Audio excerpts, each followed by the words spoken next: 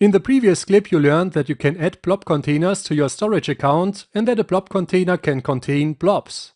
Now let's take a closer look at the blobs, because as you have seen in the previous clip, Blob Storage supports different blob types.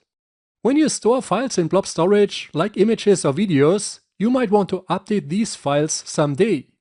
For images, videos, documents and many other file types, it makes sense that you replace the whole file when you update it. This means that you upload a complete new binary object. And exactly for this scenario and these kinds of files, Blob Storage has a blob type that is called block blob. The block blob stores its contents in separate blocks. That's why it's called a block blob. With a block blob, you can replace the whole binary, but you can't append additional bits to its content or write bits in the middle of the blob. Now let's say you want to store a log file in Blob Storage. You upload this file and you could specify block blob as a blob type. But then you notice that you can only replace the whole content of a block blob. But actually, you don't want to replace the whole file. Instead, you want to append some lines at the end of your log file.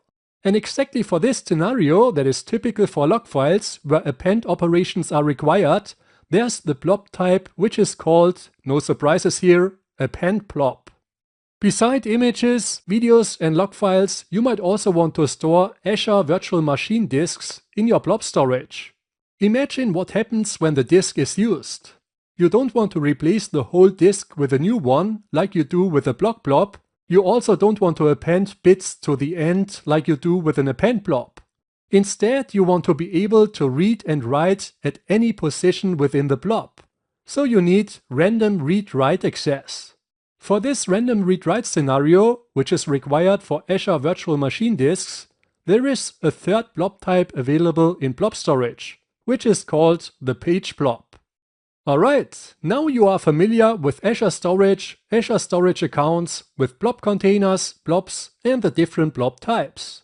Next you will learn about the wired brain coffee scenario that we will use throughout this course.